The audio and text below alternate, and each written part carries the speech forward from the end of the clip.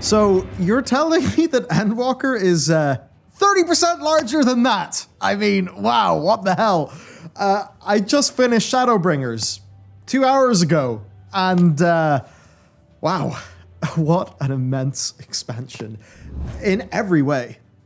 What they've achieved here is, it's incredible. The storytelling, just effortless. The character work, again, gameplay, I mean, wow.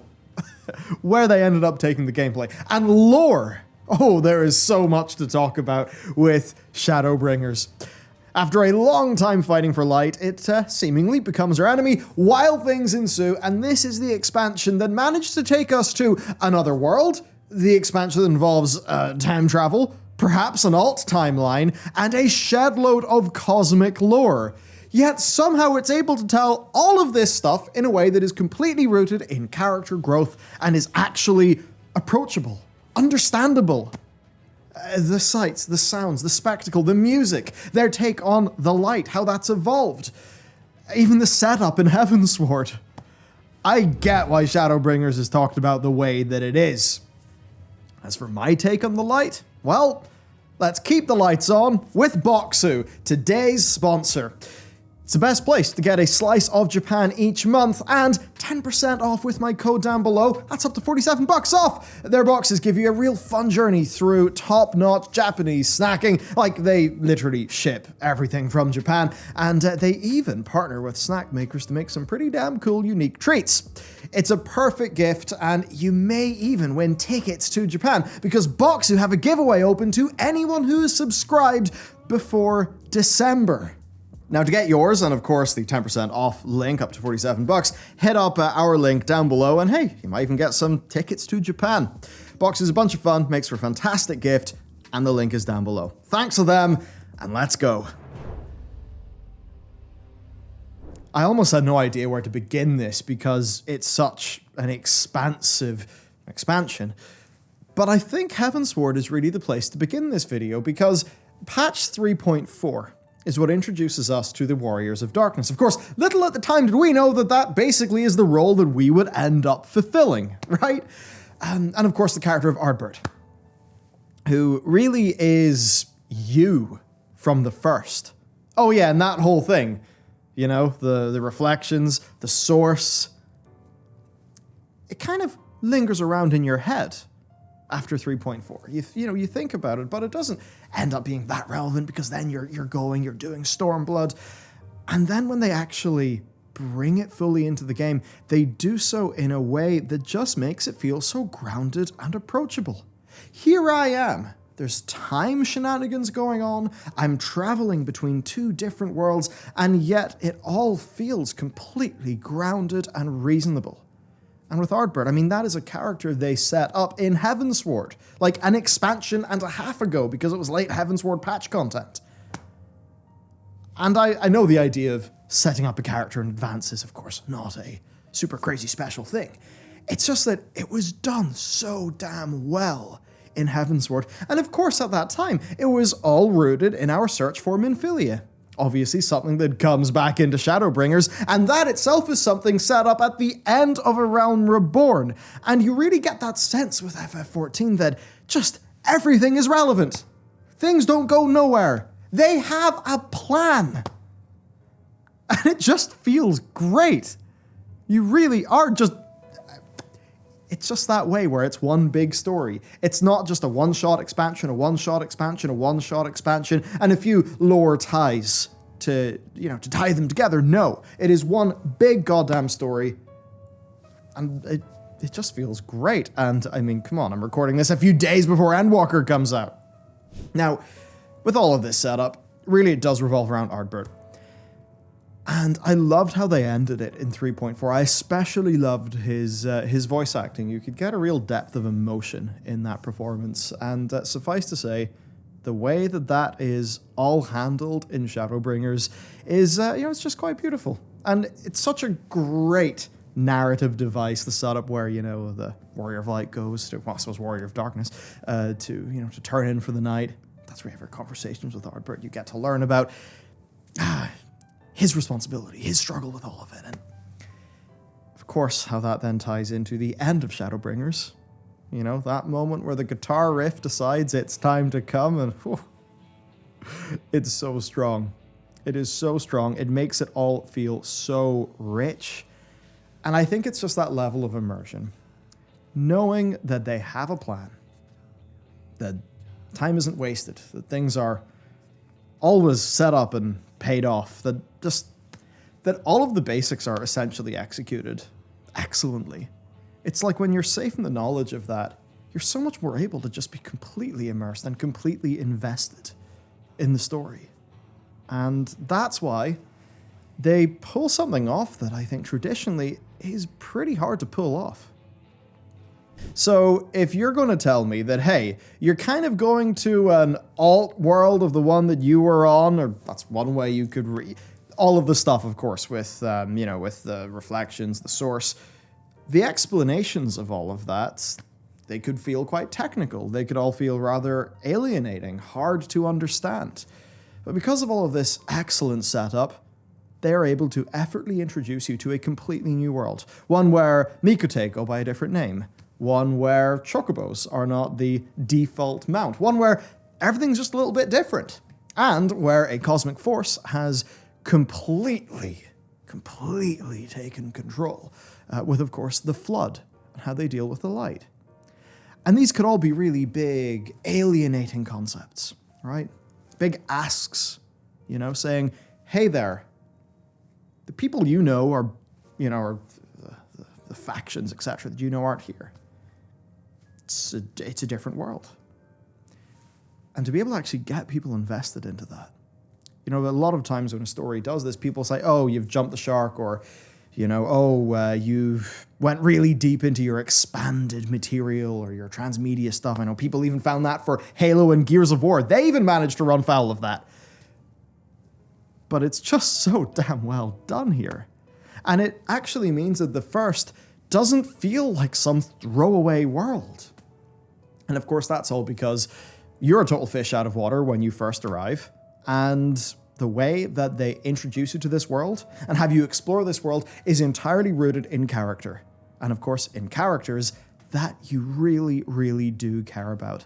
I mean, of course, if you've done the Crystal Tower, you will have, it's part of MSQ. By the very second you start and you see, the Crystarium, you're like, okay, I think I have an idea what's going on here. The time travel bit may come as a little bit of a surprise later on. But as you're going through all of these different zones, I just absolutely love how well done it was, to the point where, really, it's the team getting you invested in a new world, in a way for the second time. Because A Realm Reborn is the slice of the game that does that for Eorzea, right? And that's when, they weren't as refined in their techniques. Here we get to see them do it on a brand new world, with all of their updated techniques, all the knowledge they've gained, all the experience, and it is just exquisite. Now, as for me, I began my journey by going to track down Alizé. And that's where you just get so many fantastic character moments. You really get a sense that in that year that she had spent, that she'd really grown. And the way that the Seniors are really driven home to you with that storyline with Alizé is, it's such a strong moment to be able for them to introduce a character, really get the stakes and kill that character off and have it feel pretty meaningful. It's just quite a feat. It's just so bloody well done. So, I love the first little bit of my journey. And then, of course, after that,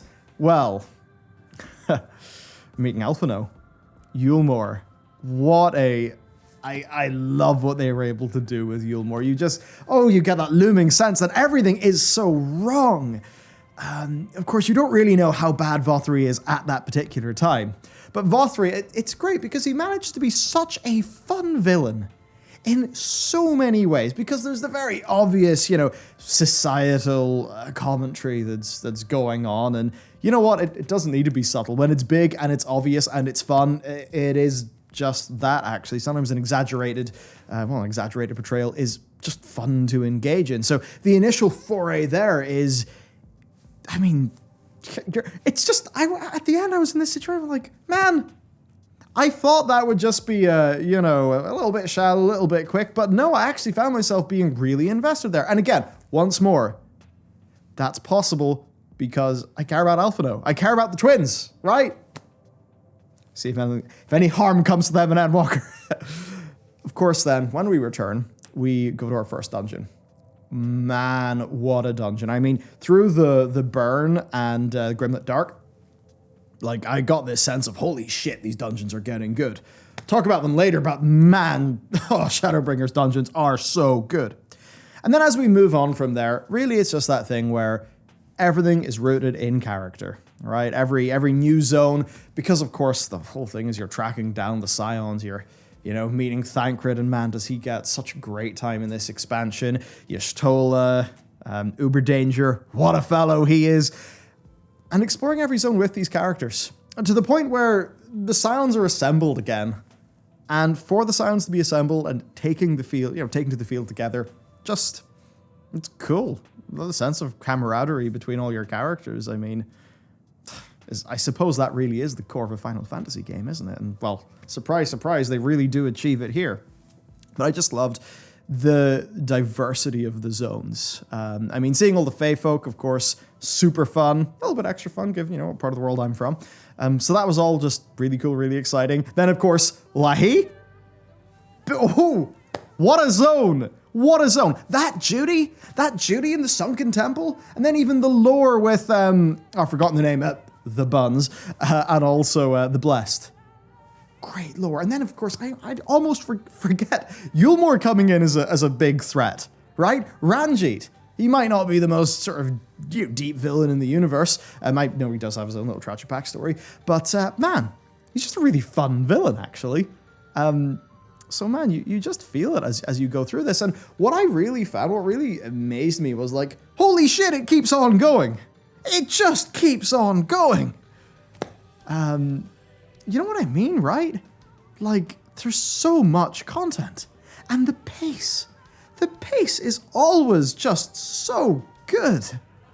It's wild. It's wild. Man, and then, of course, Emmett Selch. What a villain. And I don't want to bring WoW up all the time in these videos, but I remember Blizzard saying, okay, maybe we played our hand a little bit too much with the Lich King. Because in Wrath of the Lich King, Arthas would appear to you quite a few times. Emmett Selch is a great example of, actually give your villains screen time, because then maybe the player will actually get to have interactions with them, and we'll just get more invested. It totally works. I mean, Emmett Selch he's such a great villain. And I like how there's a little bit more to him. And I love the Ascian lore that you get, but I'll talk about the lore in a minute. So, overall here, my point is, they introduce a big new world in a way that has me, at the end of this expansion, not feeling like, oh, I want to go back to Eorzea and see what's going on with everyone at home. I mean, I do, but I want to go back to the first and see what's going on, because I care about the first. And honestly, that they were able to do that was impressive. I didn't know that really Shadowbringers would go down this way before I went into this expansion. And if you had have told me, like, the cliff notes of the setup, kind of like different world, time stuff going on from the Crystal Exarch, all of that, I might have thought, oh, that could be a bit alienating, How are players going to care about this big new place when you've got years and years and years and multiple expansions of setup over in this place? But experiencing it is indeed believing, and I do. So I want to talk a bit about character work then. Thancred. Thancred, we've always got it, right? Thancred's got a thing for Minfilia, and he is the way that he is, but properly getting to know him, actually seeing him be, broken down, his sort of steely exterior, really strong. Really strong. A great vocal performance. And it's just that thing. There's always character development going on. Like, at all times in this script. And I know that you might think, of course, it's a story, it should have that. And yes, you're right, it should. But very often in games, if we kind of think, oh, it's only gameplay and levels that you're doing, and, we'll try to get the character stuff in when we can. You realize a lot of the time in games, like, the character stuff doesn't happen as much, or sometimes it's slow or sparse. But no, they really do just heap on servings and servings and servings of character development for almost their entire cast here, which works marvelously well. And that's what happens when you actually put in the groundwork and build the foundation and make us care about these characters, you know, and their journeys. So, I mean, Thancred just marvelously done. And you know, previously I was like, oh yeah, you know, it's Thancred, he's everyone's e-boy, etc., etc. But nah, I care about the character a lot more now. Of course, the twins. I could probably talk about the twins for days. You know that I have. But just their little interactions. You know, anytime Alisaie gets to sort of scold Alphino or take the piss out of him for being the way that he is just adorable. It's fantastic. Y'shtola. I think I understand why she gets to be the teacher character in the manga, and why so many people have a certain special like for that character, let's just say. A whole bunch of fun to have around. The Crystal Exarch. Yeah, Crystal Tower being a part of MSQ, very, very, very important. But I really enjoyed his character. I really liked how things went down after the fight with Vothri. You know, I mean, what a big scene. The way that his arc, well, I don't want to say ends because I haven't done the patch content yet, but, you know, where it gets to be at the end. But for me, really, it's victory in the details. It's success in the details. It's the lines of dialogue. It's the performances. It's the consistent commitment to character. That is what absolutely carries this game. And it's what allows them to do everything.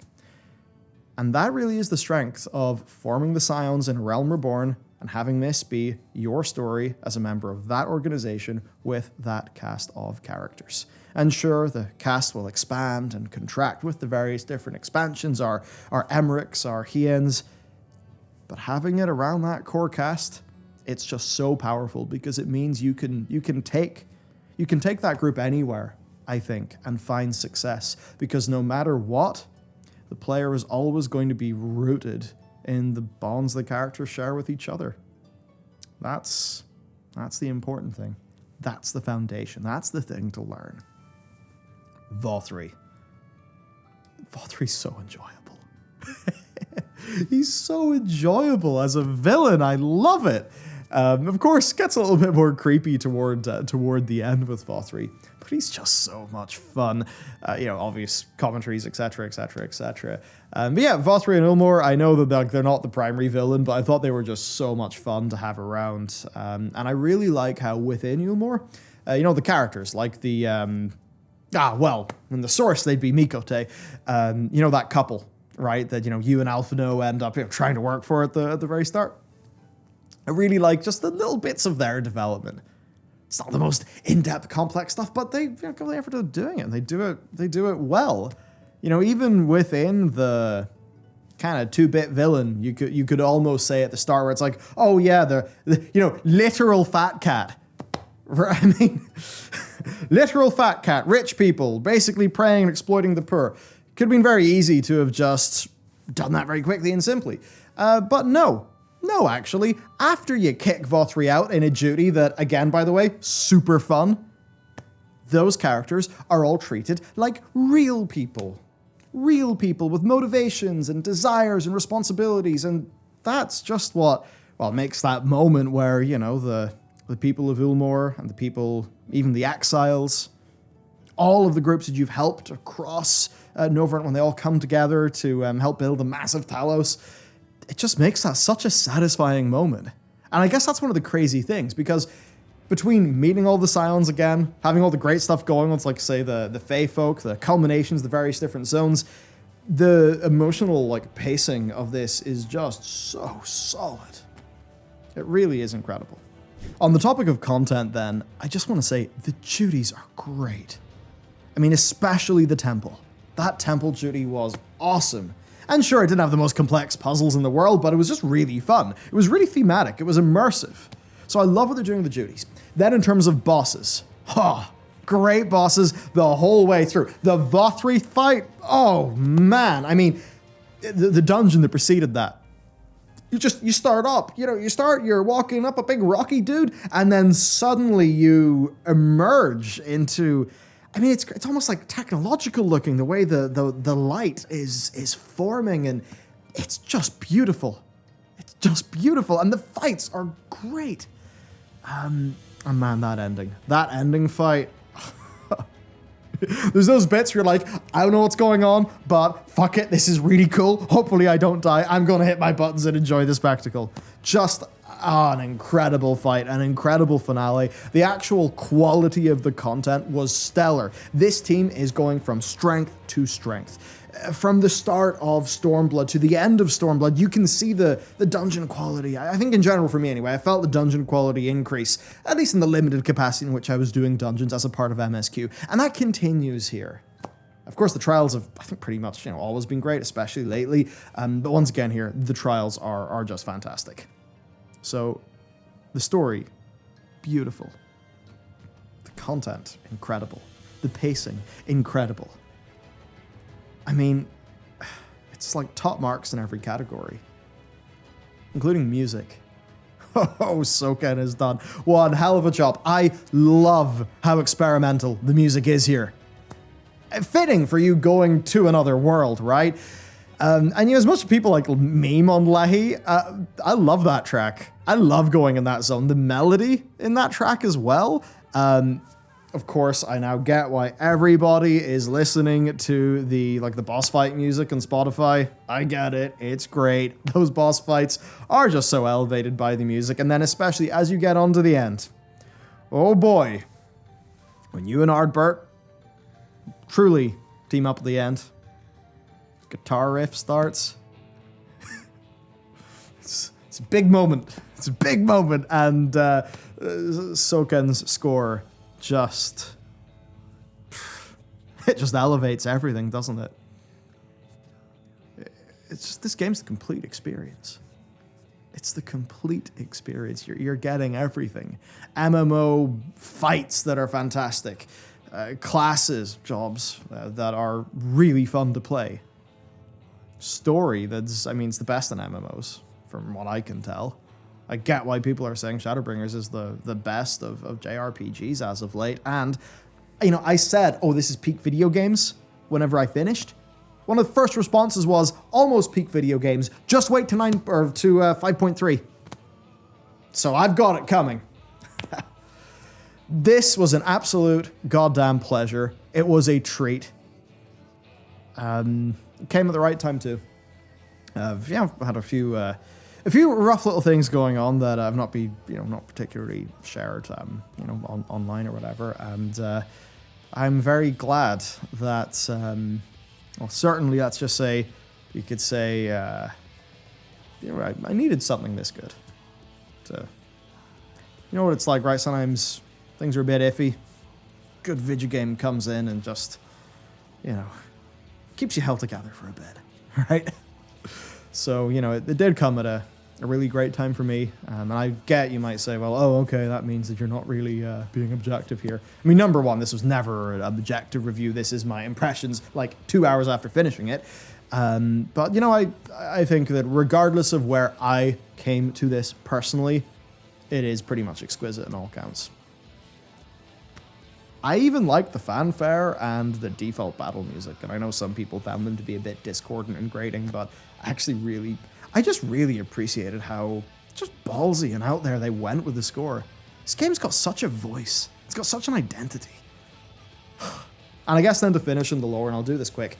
Oh, the lore is so cool.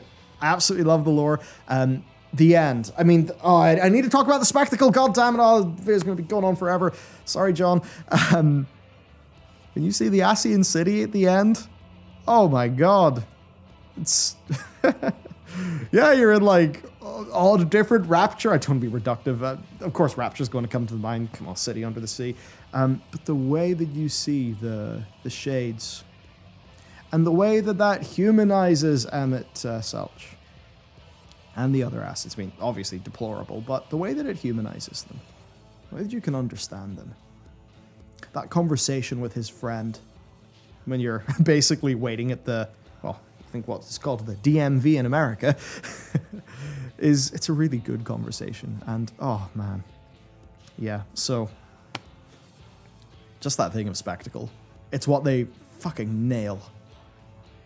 The dungeon, the final dungeon, through the burning city, the incredible monster designs, and bam, you are standing over the world. And then the Emmett Selch fight happens. And my god, what a fight. The spectacle, the smoke writhing around you as the phase transition happens. Every time they do a phase transition, it's so cool. I know that this has been a barely structured ramble, but fuck it. That's what it is, right? I mean, we got to do this raw. I just finished the damn thing 2 hours ago, and guess what I'm going to do, everyone? I'm going back. I'm going to have some dinner. I'm going to get into 5.1. Because time is short. And you're damn right, I am going to have this by Endwalker Maintenance. Because I'm so goddamn fired up for this story. And I've seen the Endwalker trailer. And they're signposting things that have me, very excited, but, worried. If certain two characters confronting each other, I'm like, whew, if you heard our video game kids. So yeah, look, that's what it is for me. I mean, just what an experience. I get it. And oh man, you just know, whenever people see this, and I mean, especially 5.3 from all of what I hear, you get why everyone in FF is just saying, yes, A Realm Reborn is slow, but goddammit, go through it. So, look, this is an incredible expansion. Masterful.